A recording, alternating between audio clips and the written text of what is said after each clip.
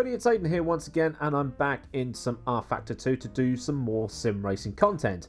As yes, I do more than just tell stories.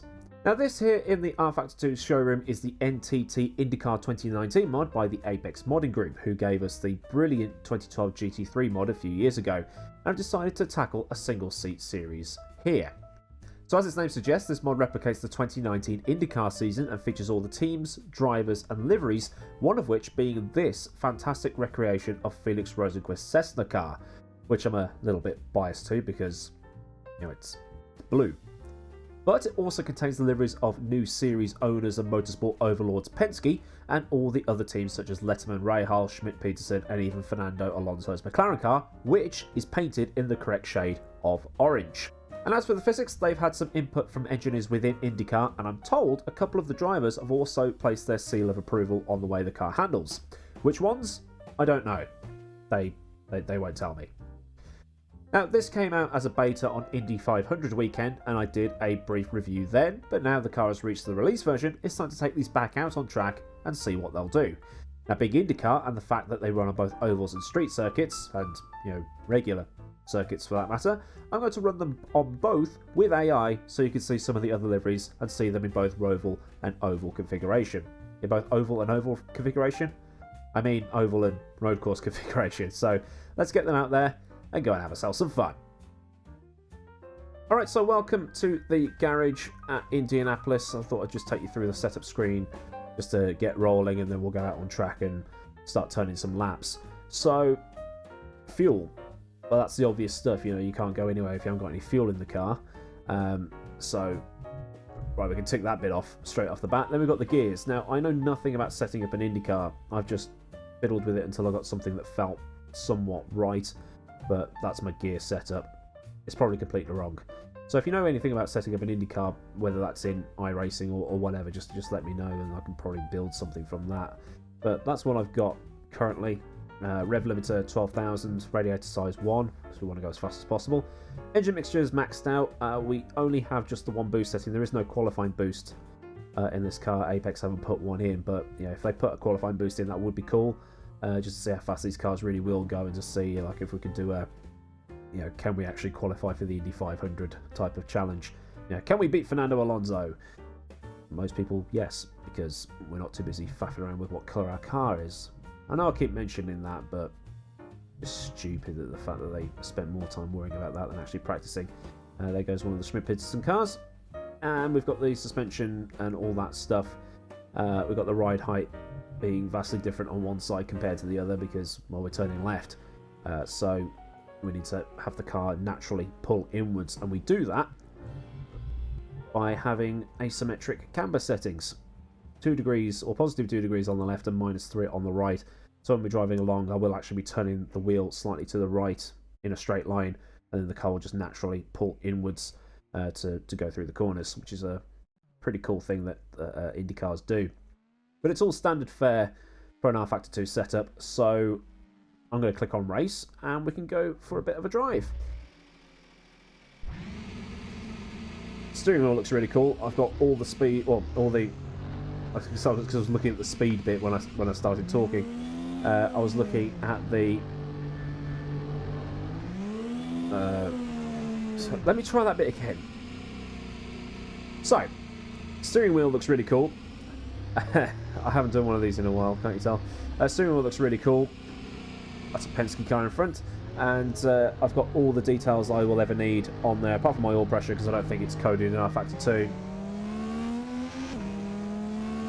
I'm just going to take it quite steady for the outlap because my tyres are stone cold, stone cold, stone cold. Then we lift off.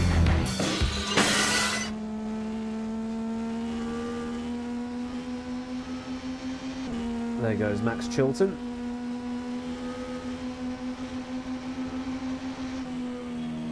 Let's lift out, let that go. Whoa! Jesus!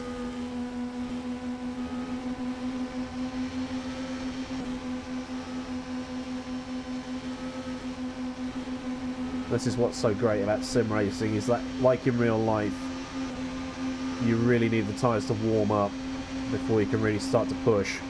So I'm just going to lift out of turn 1 here a little bit.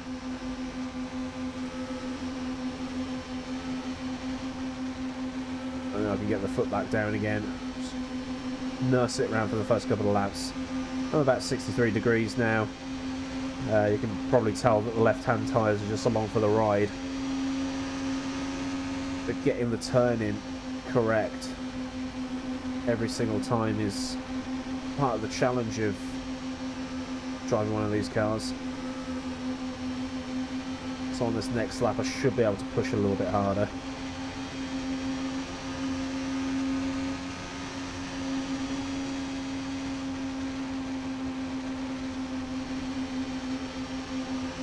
There we go, flat out.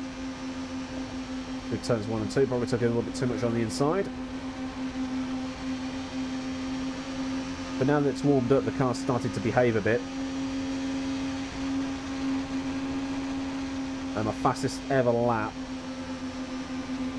in this car round Indianapolis is a 39.7.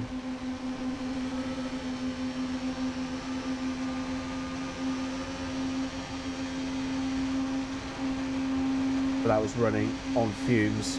There's a little bit of clang off the wall, but I've turned damage off for this because it's Indianapolis. That second qualifying boost would be nice right now.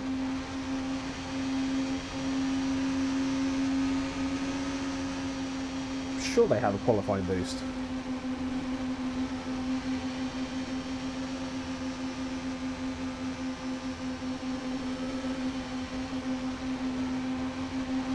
See what my time is now.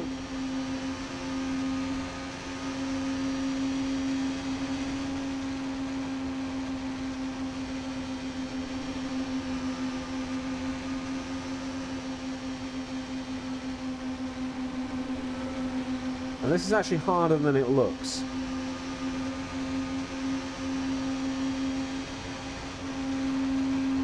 Turning left is not easy.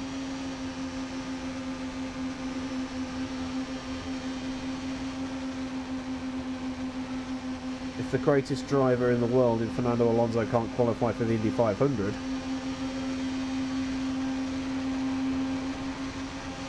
I'm taking a 10th off each time.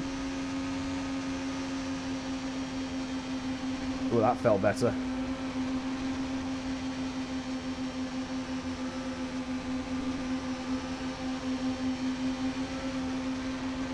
You can see that I'm having to turn to the right ever so slightly on the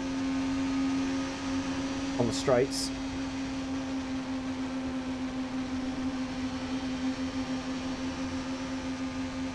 We'll just gently turn it in, trying to keep that speed up.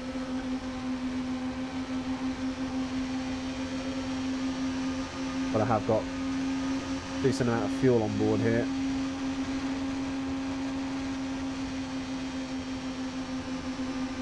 But now that the car has warmed up, it's gripping a lot better than when I first came out of the pit lane. It's just a shame that I've not seen as many cars driving around as I would have liked. Hopefully when we come around again there'll be someone else coming out of the pit lane. We'll be able to overtake them and sort of have a look at the other cars on track.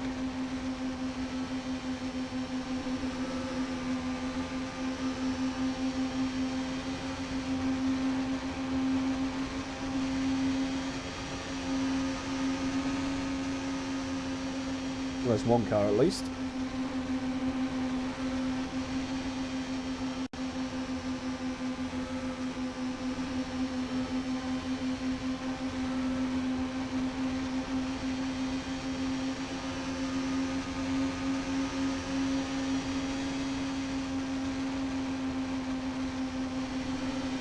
Whoa. Yep, dirty air is really an rFactor2.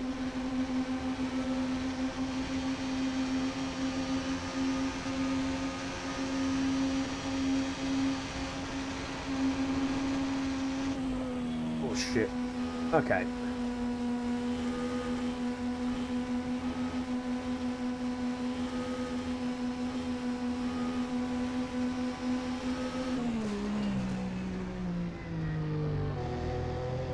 You had to, didn't you?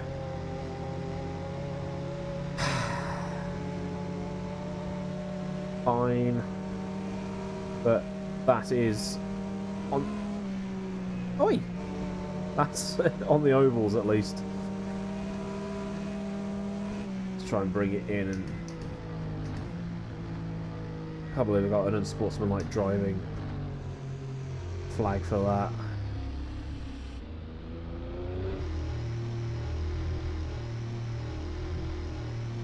But that handled pretty good, or pretty well. Handled pretty well. There isn't much else to say, really. I mean, I probably don't know what I'm looking for because I'm not an oval driver. So, but it's still enjoyable, and it's good fun for people that don't necessarily know what to do with an oval. It's a good, you know, on the default setup and the little tweaks I've made. It's not too much different from default, to be honest. I probably just took a couple of clicks of wing off and then up the gear ratios just to compensate for the extra speed. So, next stop is an actual road course, and that's where these cars really do come alive from what I've experienced driving the beta and the couple of runs I've done since. So we're going to go to Road America, which is a really, really great track, and we'll test the car out there and see how it handles and how much fun it can be. See you in a minute. Okay, then, so here we are at Road America. Nothing else to say here. It was just on the road course configuration for the car. So it will handle, well, yeah, behave in a straight line as a single seat would. You know, you're not having to turn the wheel slightly to the right in a straight line to keep it in a straight line. So the countdown is about to start on the old timer. There it goes. So I'm going to pluck first gear. Give it some jandle. And get out there. I've probably got the gears all wrong in this thing, but I really don't care. Tyres, once again, very, very cold. It's going to take more than a couple of laps to get this handling how you'd want it. Now, the first thing to point out is, if you try to drive this like a Formula 1 car, you will get killed. You know, these things are not Formula 1 cars, and they shouldn't be compared to Formula 1 cars. Just trying to generate some heat at the front end here. And I'm also on the hardest compound tyres, which are way more of a challenge to drive on than the softs. Come on, get turned in.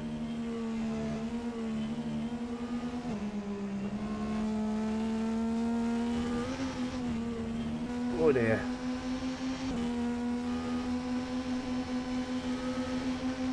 A little bit of a lift through that kink.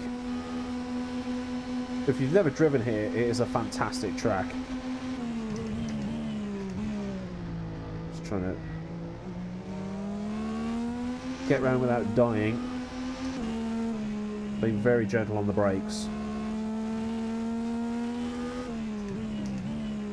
They also go very, very well at Watkins Glen if you've never driven there. Both circuits on the IndyCar calendar.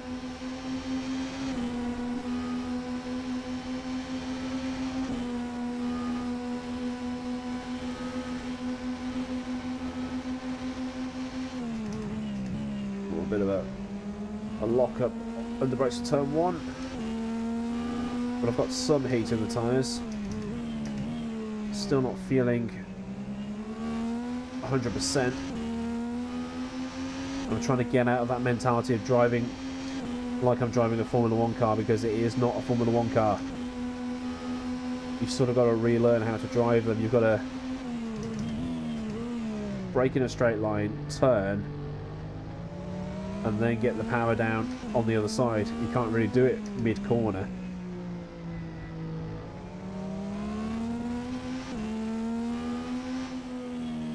But if you like a car that is unpredictable and doesn't feel like it's on rails, then this is definitely a car for you.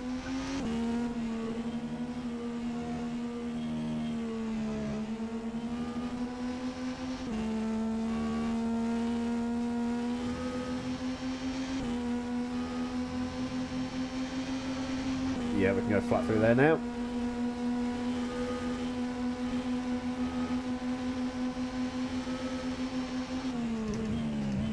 Sense of speed you get in this thing is pretty cool as well.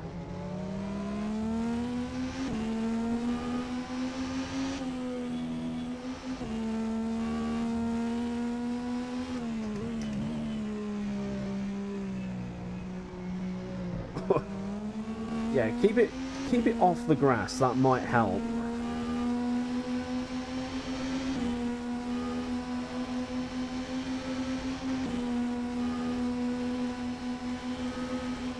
That's a 151.3. Brakes definitely take some getting used to, but that's by no means a bad thing. I love cars where you have to get in and learn them, as opposed to just jumping in and go. You compare this to the GP3 mod or the Tatus pack.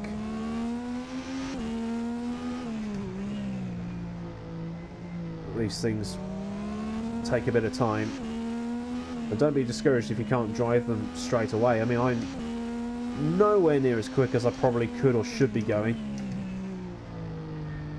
but they are a lot of fun to drive and a challenge. And to make way more corrections with the steering wheel.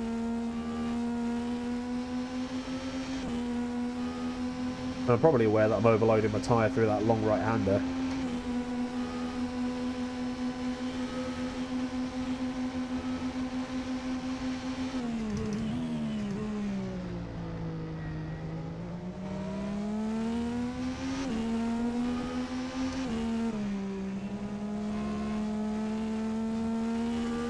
You're going to have so much more grip on the softer tyre. The harder tyre is definitely way more difficult,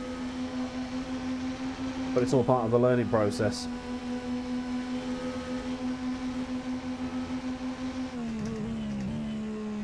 I mean, road course configuration, this thing is... I mean, the oval thing was a challenge. This is something else.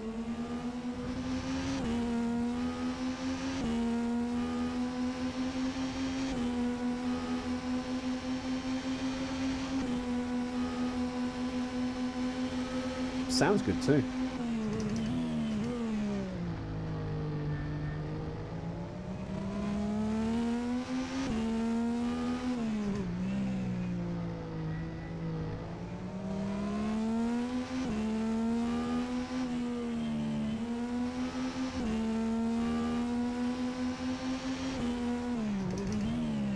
So easy to lock the front wheels. Probably take the brake pressure down a bit.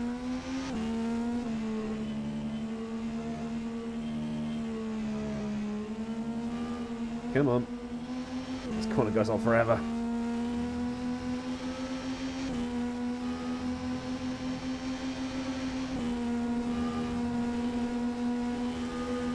I can feel the flat spots coming through the wheel.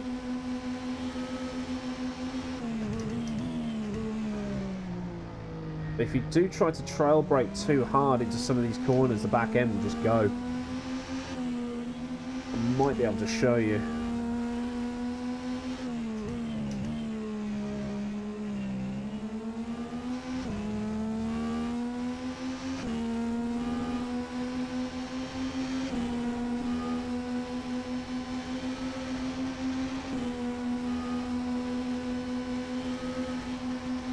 I'm also aware that this car is pink. So I mean, like, you try to throw it into a corner like a Formula 1 car, it's going to overheat your tyres. Can I get the... There we go. Let's lock the rears. Let's go out to the pit lane. Where do I find the brake? Oh, that'll probably do. Let's try that.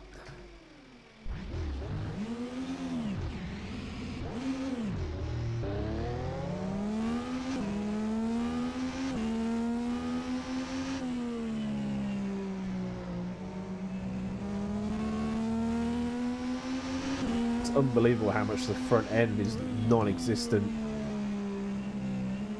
when you've got cold tyres.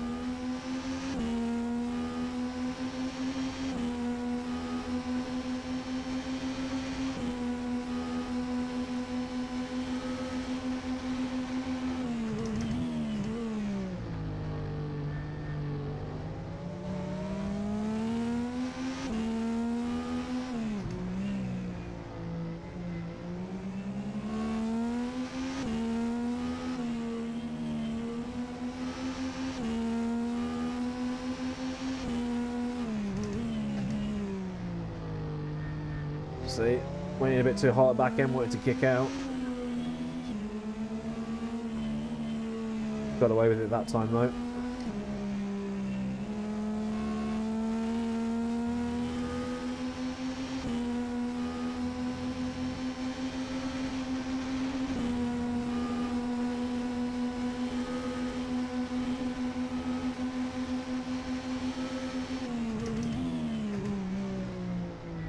Huge bump on the inside of that corner.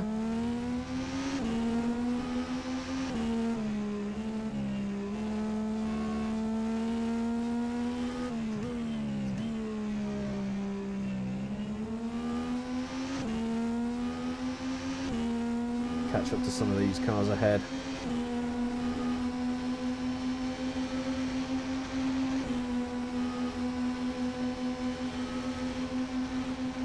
Kilometers an hour, that's about 180, isn't it?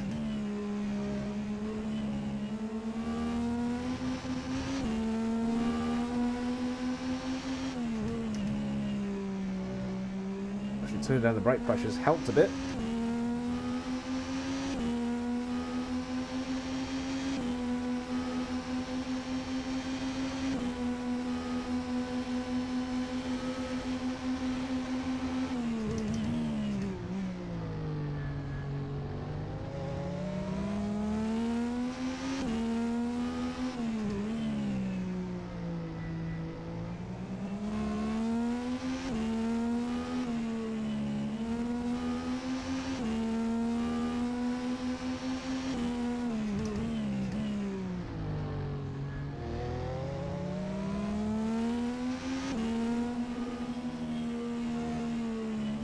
Whoop.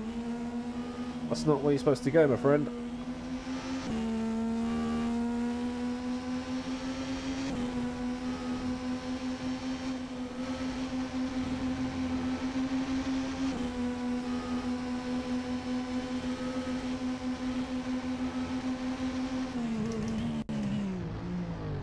There we go, too much speed.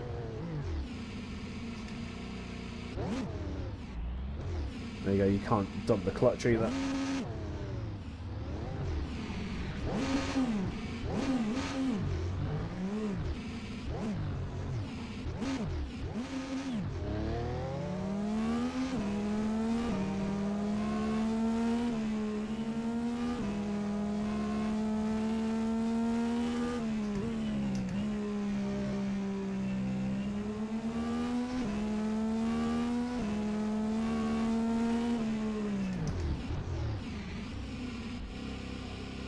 Cool.